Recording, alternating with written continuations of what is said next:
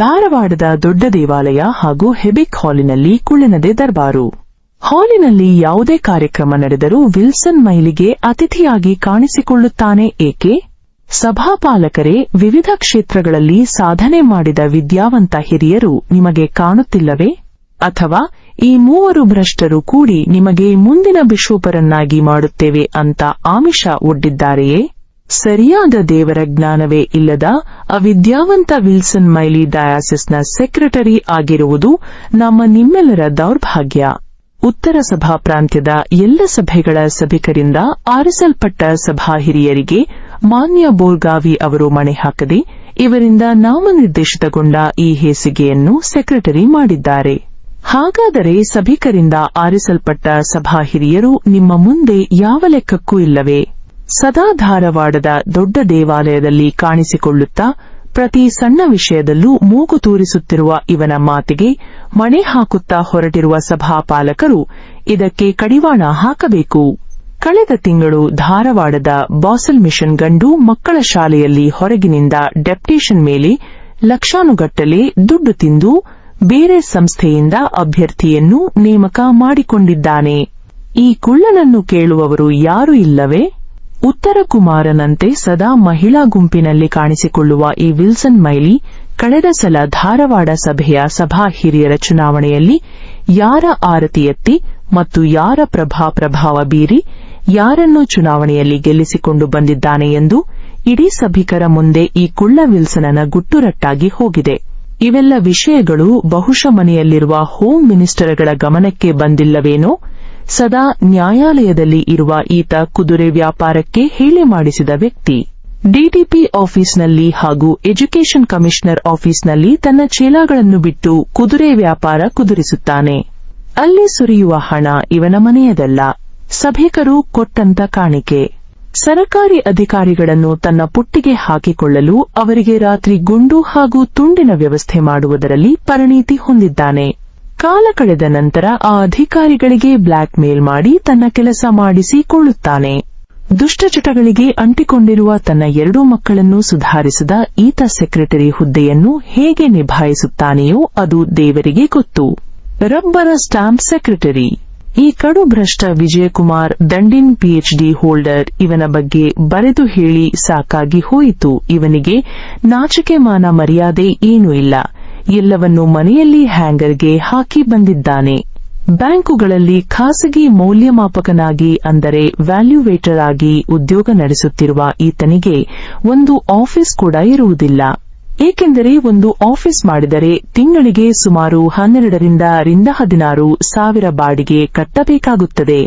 ಮತ್ತು ನೌಕರರು, ಕಂಪ್ಯೂಟರ್ಗಳು, ಅನೇಕ ಮೇಂಟೆನೆನ್ಸ್ ಖರ್ಚುಗಳು ಬರುತ್ತವೆ. ಇವೆಲ್ಲ ಸೇರಿ ಒಂದು 25 ರಿಂದ 30 ಸಾವಿರವರೆಗೆ ಖರ್ಚಾಗುತ್ತದೆ. ಎಲ್ಲ ಸೇರಿ ತಿಂಗಳಿಗೆ ಸುಮಾರು 40 ರಿಂದ 50 ಸಾವಿರಗಳು ಖರ್ಚಾಗುತ್ತವೆ. ಆದರೆ ಇದರೆಲ್ಲ ಗೋಜಿಗೆ ಹೋಗದೆ ಪುಕ್ಕಸೆಟ್ಟೆ ಸಿಕ್ಕಂತ ಹಾಗೂ ಇವನಿಗೆ ಪಿತ್ರಾರ್ಜಿತವಾಗಿ ಬಂದಂತೆ ತಿಳಿದುಕೊಂಡಿರುವ ಈತ ಡಯಾಸಿಸ್ ಆಫೀಸಿನಲ್ಲಿ ಖಾಯಮಾಗಿ ಜೆಂಡಾ ಊರಿದ್ದಾನೆ. ಬ್ಯಾಂಕಿನ ಆಸ್ತಿಗಳ ಮೌಲ್ಯಮಾಪನ ಮಾಡು ಅಂದರೆ ಅದನ್ನು ಬಿಟ್ಟು ಡಯಾಸಿಸ್ಸಿನ ಮೌಲ್ಯಮಾಪನ ಮಾಡುತ್ತಿದ್ದಾನೆ. ಮನೆಯಲ್ಲಿ ಒಂದೇ ಒಂದು ಟೀ ಕುಡಿಯದ ಈತ ಡಯಾಸಿಸ್ ಆಫೀಸಿಗೆ ಬಂದರೆ ದಿನಪೂರ್ತಿ 20 ಟೀ, ಬಜ್ಜಿ, ಮಿರ್ಚಿ, ಬಿಸ್ಕೆಟ್, ಬೋಂಡಾ, ಗಿರ್ಮಿಟ್ ಅಂತ ಎಲ್ಲಾ ನುಂಗಿಬಿಡುತ್ತಾನೆ.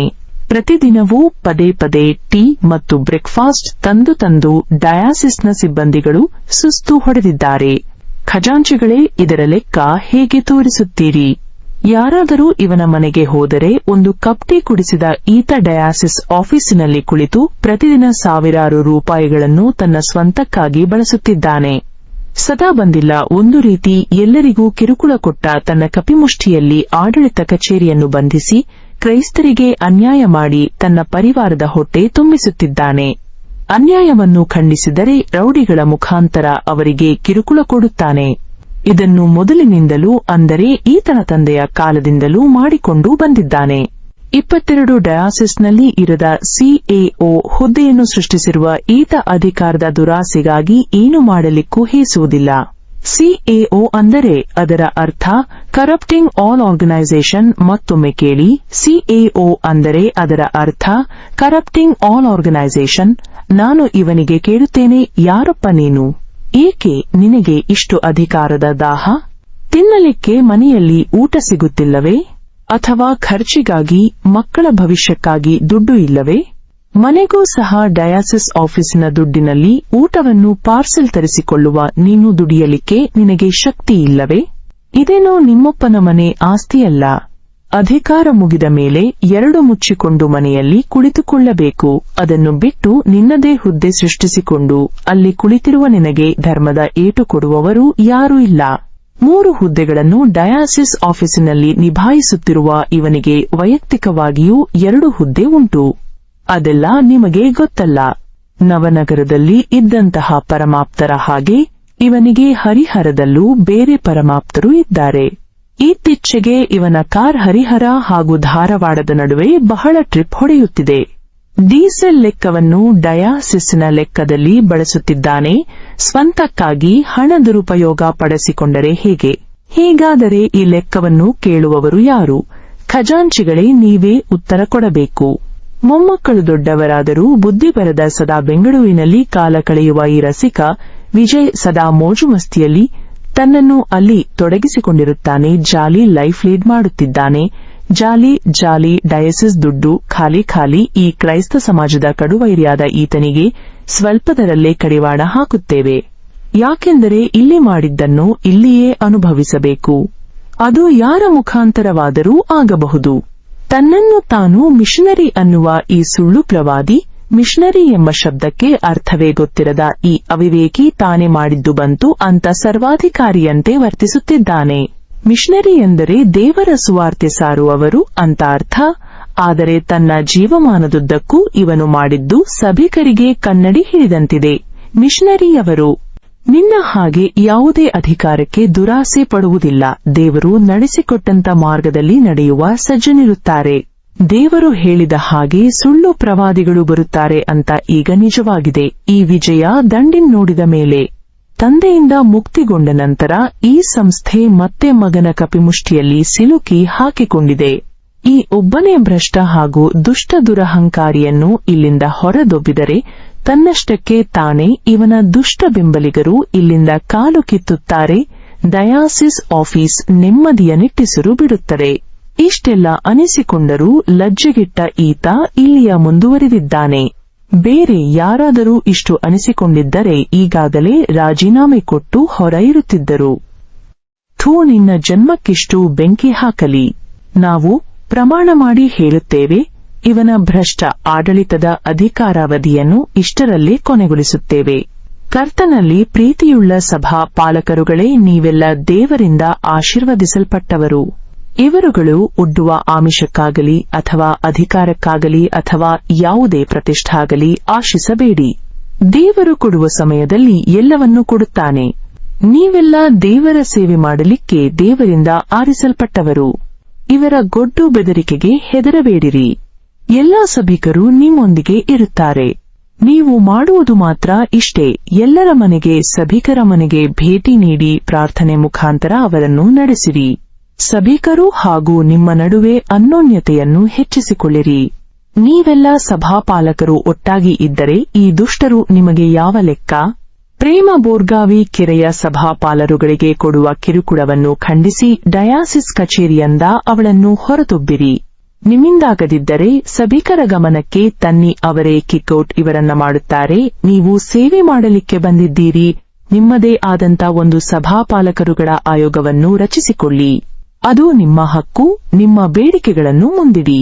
ಹೇಸಿಗೆ ಮೈಲಿಯನ್ನು ಸೆಕ್ರೆಟರಿ ಹುದ್ದೆಯಿಂದ ತೆಗೆದುಹಾಕಿ. ಯಾರಾದರೂ ಬುದ್ಧಿವಂತ ಸಭಾಪಾಲಕರು ಈ ಹುದ್ದೆಯನ್ನು ನಿಭಾಯಿಸಿ ಹಾಗೂ ಸಂಸ್ಥೆಯನ್ನು ಮುಂದುವರಿಸಿ. ಯಾರು ತಾನು ಮುಂದೆ ಬರುವುದಿಲ್ಲ, ನಾನು ಮುಂದೆ ಬರುವುದಿಲ್ಲ ಅಂತ ಕುಳಿತುಕೊಳ್ಳಬೇಡಿ. ಜಗತ್ತಿನಲ್ಲೇ ಪ್ರತಿಯೊಂದು ಹೋರಾಟ ಶುರುವಾಗಿದ್ದೇ ಸಂಖ್ಯೆ 1ರಿಂದ, ಅಂದರೆ ಒಬ್ಬ ವ್ಯಕ್ತಿಯಿಂದ. ನಂತರ ಆ ಹೋರಾಟಕ್ಕೆ ಎಷ್ಟು ಬಲ ಬರುತ್ತದೆ ಎಂದು ನೀವೇ ತಿಳಿದುಕೊಳ್ಳಿ. ಇವರು ಮಾಡುವ ಪ್ರತಿ ದಬ್ಬಾಳಿಕೆ ಹಾಗೂ ಭ್ರಷ್ಟಾಚಾರವನ್ನು ನಮ್ಮ ಗಮನಕ್ಕೆ ತರಲು ಪ್ರಯತ್ನಪಡಿ. ಗಮನಕ್ಕೆ ತಂದವರ ಹೆಸರನ್ನು ಗೌಪ್ಯವಾಗಿ ಇಡುತ್ತೇವೆ. ಕಳೆದ ಸಲ ನಡೆದ ಬಿಷೋಪರ ಚುನಾವಣೆಯಲ್ಲಿ ಈ ವಿಜಯ ದಂಡೇನ್, ವಿಲ್ಸನ್ ಮೈಲಿ ಹಾಗೂ ವಿಜಯ ಕನಕರಾಜ್ ಇವರುಗಳು ಚುನಾವಣೆಯ ಕೊನೆಯವರೆಗೂ ಪೌಲ್ ಶಿಂದೆ ಇವರ ಬೆನ್ನಿಗೆ ನಿಂತಿದ್ದರು. ಶಿಂದೆ ಅವರ ಚುನಾವಣಾ ತಂತ್ರಗಳನ್ನು ಅರಿತು ಕನಕರಾಜ್ ವಿಜಯನನ್ನು ಬೋರಗಾವಿ ಗುಂಪಿಗೆ ವರ್ಗಾಯಿಸಿ ತಮ್ಮ ತಂತ್ರಗಳನ್ನು ಹೆಣೆದು ಕೊನೆ ಕ್ಷಣದಲ್ಲಿ ಬೆನ್ನಿಗೆ ಚೂರಿ ಹಾಕಿದ್ದರು. ಆದರೂ ಮತದಾನದಲ್ಲಿ ಗೆದ್ದ ಶಿಂದೆ ಅವರು ಸೂಟಕೇಸ್ ದಾನದಲ್ಲಿ ಗೆಲ್ಲಲಿಲ್ಲ.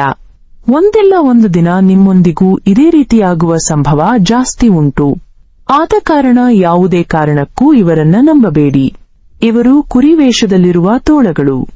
ವಿಜ್ಜಣ್ಣ ಅನ್ನೋದನ್ನ ಮೊದಲು ಬಿಡಿ, ಅವನೊಬ್ಬ ಭ್ರಷ್ಟ. ಜ್ಞಾನೋಕ್ತಿಗಳು 29ರಲ್ಲಿ ವಚನ 2ರಲ್ಲಿ ದೇವರ ವಾಕ್ಯ ಹೀಗೆ ಹೇಳುತ್ತದೆ ಏನೆಂದರೆ, ನೀತಿವಂತರು ಅಧಿಕಾರದಲ್ಲಿದ್ದಾಗ ಜನರು ಹರ್ಷಿಸುತ್ತಾರೆ, ದುಷ್ಟನು ಆಳಿದರೆ ಜನರು ಶೋಕಿಸುತ್ತಾರೆ. ಅದಕ್ಕಾಗಿ ಸಭಾಪಾಲಕರುಗಳೇ, ನಾನು ನಿಮಗೆ ಹೇಳುತ್ತೇನೆ, ಇವರುಗಳನ್ನು ನಂಬಬೇಡಿ. ಈ ಸಂಸ್ಥೆಯು ನಿಮ್ಮ ಕೈಯಲ್ಲಿದೆ, ಅದನ್ನು ಹೇಗೆ ಬಳಸಿಕೊಳ್ಳಬೇಕೆಂದು ಯೋಚನೆ ಮಾಡಿ ಬಳಸಿಕೊಳ್ಳಿ. ಅಧಿಕಾರ ಚಲಾಯಿಸಿ ಭ್ರಷ್ಟ ಮುಕ್ತ ಸಂಸ್ಥೆಯನ್ನಾಗಿಸಿ. ಎಲ್ಲರೂ ನೋಡುವ ಹಾಗೆ ನಮ್ಮ ಸಂಸ್ಥೆಯನ್ನು ಶಿಖರದ ಉತ್ತುಂಗಕ್ಕೆ ತೆಗೆದುಕೊಂಡು ಹೋಗಿರಿ. ಮಾನ್ಯ ಬಿಷೋಪರೇ, ನಿಮ್ಮ ಹಾಗೂ ನಿಮ್ಮ ಭ್ರಷ್ಟಪಡೆಯ ಅನ್ಯಾಯದ ಹಾಗೂ ಭ್ರಷ್ಟಾಚಾರದ ವಿರುದ್ಧ ಮತ್ತು ಕ್ರೈಸ್ತರ ಮೇಲಿನ ದಬ್ಬಾಳಿಕೆಯನ್ನು ಖಂಡಿಸಿದರೆ ನಿಮಗೆ ಉರಿ ಬೀಳುತ್ತದೆಯೋ ಅವನ್ನೆಲ್ಲ ಮುಚ್ಚಿಹಾಕಲು ಪ್ರಭಾವ ಬೀರುತ್ತೀರಿ. ನಿಮಗೆಲ್ಲ ಈಗಾಗಲೇ ಹೇಳಿದ ಪ್ರಕಾರ ನಾವುಗಳು ಬಹಿರಂಗ ಚರ್ಚೆಗೆ ಸಭಿಕರ ಮುಂದೆ ಬರಲು ನಿಮಗೆ ಆಹ್ವಾನವನ್ನು ನೀಡಿದ್ದೇವೆ. ಈ ಮಾತಿಗೆ ನಾವು ಬದ್ಧರಾಗಿದ್ದೇವೆ. ನಿಮ್ಮಿಂದ ಇದು ಆಗುತ್ತದೆಯೋ ಅಥವಾ ಇಲ್ಲವೋ ನಿಮ್ಮ ಆತ್ಮಸಾಕ್ಷಿಗೆ ಕೇಳಿಕೊಳ್ಳಿ. ಮಾನ್ಯ ಬಿಷೋಪರೇ, ಸರ್ವಾಧಿಕಾರಿಯಾಗಿ ಆಡಳಿತವನ್ನು ನಡೆಸುವುದು ನಿಮಗೆ ಹಾಗೂ ನೀವು ಕೂತಿರುವ ಆಸನಕ್ಕೆ ಶೋಭೆ ತರುವುದಿಲ್ಲ. ಹಣದ ದುರಾಸೆಗಾಗಿ ಕ್ರೈಸ್ತ ಸಂಸ್ಥೆಯನ್ನು ಕೆಳಮಟ್ಟಕ್ಕೆ ತೆಗೆದುಕೊಂಡು ಹೊರಟಿದ್ದೀರಿ. ಕ್ರೈಸ್ತರಿಂದ ಆರಿಸಲ್ಪಟ್ಟ ನೀವು ಕ್ರೈಸ್ತರನ್ನೇ ತುಳಿದು ನಿಮ್ಮ ಹಾಗೂ ನಿಮ್ಮ ಪಡೆಯ ಹಣದ ದಾಹವನ್ನು ತೀರಿಸಿಕೊಳ್ಳುತ್ತಿದ್ದೀರಿ. ತಕ್ಕ ಕಾಲದಲ್ಲಿ ದೇವರು ನಿಮಗೆ ಉತ್ತರ ಕೊಡುವನು. ಪ್ರಿಯ ಸಭಿಕರೇ, ಯಾವುದೇ ಕಾರಣಕ್ಕೂ ಈ ಬಿಷೋಪರ ಮಾತಿಗೆ ಕಿವಿಗೊಡಬೇಡಿ. ಸಮಯ ಬಂದರೆ ಪೀಠದ ಮೇಲೆ ನಿಂತು ಮೊಸಳೆ ಕಣ್ಣೀರು ಹಾಕುತ್ತಾರೆ ಮತ್ತು ಸಭಿಕರನ್ನು ದಾರಿ ತಪ್ಪಿಸುವ ಪ್ರಯತ್ನ ಮಾಡುತ್ತಾರೆ. ಮುಂದೆ ಇವರು ಎಲ್ಲಿಯೇ ಅಂದರೆ ಯಾವುದೇ ಮದುವೆಲ್ಲಾಗಲಿ, ಸಮಾರಂಭಗಳಲ್ಲಾಗಲಿ ಅಥವಾ ದೇವಾಲಯಗಳಲ್ಲಾಗಲಿ ಸಿಕ್ಕರೆ ಧೈರ್ಯವಾಗಿ ಇವರಿಗೆ ಎಲ್ಲ ಪ್ರಶ್ನೆಗಳನ್ನು ಕೇಳಿ ಗುಂಪು ಕಟ್ಟಿಕೊಂಡು ಹೋಗಿ ಕೇಳಬೇಕಂತಿಲ್ಲ. ಒಬ್ಬರೇ ಆದರೂ ಕೇಳಿ. ಸತ್ಯವಾದ ವಿಷಯಗಳನ್ನು ಕೇಳಲಿಕ್ಕೆ ಏಕೆ ಹಿಂಜರಿಕೆ? ಕಳೆದ 1.5 ವರ್ಷದಿಂದ ನಾವು ಅವರನ್ನು ಹುಡುಕುತ್ತಿದ್ದೇವೆ, ಇಲ್ಲಿಯವರೆಗೆ ಸಿಕ್ಕಿಲ್ಲ. ಬಿಷೋಪರೇ, ನಿಮ್ಮಿಂದ ಸಭಿಕರಲ್ಲ, ಸಭಿಕರಿಂದ ನೀವುಗಳು. ನೀವು ಬಿಷೋಪರು, ನಿಮಗೆ ತಿಳುವಳಿಕೆ ಹೇಳುವಷ್ಟು ದೊಡ್ಡವರಲ್ಲ ನಾವು. ಆದರೆ ಮುಂದಿನ ದಿನದಲ್ಲಿ ನಿಮ್ಮ ಮಾವ ಹಾಗೂ ನಿಯತ್ತಿನ ಮೈಲಿಗೆಗೆ ಸಭಿಕರಿಂದ ಧರ್ಮದೇಟು ಬೀಳುವುದು ಗ್ಯಾರಂಟಿ. ನೆನಪಿನಲ್ಲಿಟ್ಟುಕೊಳ್ಳಿ. ನಿಮ್ಮ ಅನ್ಯಾಯವನ್ನು ಖಂಡಿಸುವವರ ವಿರುದ್ಧ ಸಭೆಗಳಲ್ಲಿ ಅವರ ವಿರುದ್ಧ ಬಹಿಷ್ಕಾರ ಹಾಕಿ ಅಂತ ಪ್ರಕಟಣೆ ಹೊರಡಿಸಲು ಈ ಹಿಂದೆ ದಂಡಿನ್ ಹಾಗೂ ಮೈಲಿ ಮುಖಾಂತರ ಸಭಾ ಪಾಲಕರುಗಳಿಗೆ ಸೂಚಿಸಿದ ನಿಮಗೆ ನಾಚಿಕೆ ಬರಲ್ಲವೇ? ನಮ್ಮದೇ ಕ್ರೈಸ್ತರನ್ನ ಹತ್ತಿಕ್ಕಲು ಹೊರಟಿರುವ ನೀವು ಕ್ರೈಸ್ತರಿಗೆ ಅನ್ಯಾಯ ಮಾಡುತ್ತಿರುವರಿ. ನಮ್ಮನ್ನು ಹತ್ತಿಕ್ಕಲು ನಮ್ಮ ಮೇಲೆ ಮುಖದ್ದಮೆಯನ್ನು ಹಾಕುತ್ತೇನೆಂದು ಹೇಳುತ್ತಿದ್ದೀರಲ್ಲ, ಹಾಕಿ. ಒಂದು ಒಳ್ಳೆಯ ಕೆಲಸ ಮಾಡಲಿಕ್ಕೆ 1 ಅಲ್ಲ 100 ಮೊಕದ್ದಮೆಯನ್ನು ನೀವು ಹಾಕಿದರೂ ನಾವು ಎದುರಿಸಲು ಸಿದ್ಧರಿದ್ದೇವೆ. ನಿಮ್ಮಂತ ಭ್ರಷ್ಟರಿಂದ ಈ ಸಂಸ್ಥೆಯನ್ನು ಮುಕ್ತಿಗೊಳಿಸಲು ಹಾಗೂ ಕ್ರೈಸ್ತರಿಗೆ ಮಾಡಿದ ಅನ್ಯಾಯದ ವಿರುದ್ಧವಾಗಿ ಹೋರಾಡುತ್ತೇವೆ. ಎಫೆಸದವರಿಗೆ ಬರೆದ ಪತ್ರಿಕೆ 6ನೇ ಅಧ್ಯಾಯ 12ನೇ ವಚನದಲ್ಲಿ ಹೀಗೆ ಬರೆಯಲ್ಪಟ್ಟಿದೆ, ನಾವು ಹೋರಾಡುವುದು ಮನುಷ್ಯ ಮಾತ್ರದವರ ಸಂಗಡವಲ್ಲ, ರಾಜತ್ವಗಳ ಮೇಲೆಯೂ ಅಧಿಕಾರಿಗಳ ಮೇಲೆಯೂ ಈ ಲೋಕದ ಅಂಧಕಾರದ ಅಧಿಪತಿಗಳ ಮೇಲೆಯೂ ಆಕಾಶಮಂಡಲದಲ್ಲಿರುವ ದುರಾತ್ಮಗಳ ದುಷ್ಟತನದ ಮೇಲೆಯೂ ಹೋರಾಡುವವರಾಗಿದ್ದೇವೆ. ಎದ್ದೇಳಿ ದೇವಜನರೇ, ಎದ್ದೇಳಿ. ಆಡಳಿತ ಕಚೇರಿಯನ್ನು ಕಳ್ಳರ ಗವಿ ಮಾಡಿರುವ ಇವರನ್ನೂ ಯೇಸುಸ್ವಾಮಿಯು ಕಳ್ಳರನ್ನು ದೇವಾಲಯದಿಂದ ಹೊರ ಹಾಕಿದ ಹಾಗೆ ಸಮಾಜದಿಂದ ಈ ದುಷ್ಟರನ್ನು ಹೊರಗೆ ಓಡಿಸುವ ಸಮಯ ಬಂದಿದ್ದಾಗಿದೆ. ಎಲ್ಲರೂ ಒಂದಾಗೋಣ ಮತ್ತು ಹೋರಾಟ ಮಾಡೋಣ. ಇದರಲ್ಲಿ ಈ ದುಷ್ಟರ ವಿರುದ್ಧ ಜಯ ಹೊಂದಿ, ಜಯಗೀತೆ ಹಾಡಿ, ಜಯಧ್ವಜವನ್ನು ಏರಿಸಿ ಕ್ರೈಸ್ತ ಸಮಾಜವನ್ನು ಭ್ರಷ್ಟಮುಕ್ತ ಸಮಾಜವನ್ನಾಗಿಸಿ ಭ್ರಷ್ಟರಿಂದ ಹಾಗೂ ಕಳ್ಳರಿಂದ ರಕ್ಷಣೆ ಮಾಡೋಣ. ನಮಸ್ಕಾರ. ದೇವರು ಎಲ್ಲ ಸಭಿಕರನ್ನು ಆಶೀರ್ವಾದಿಸಲಿ.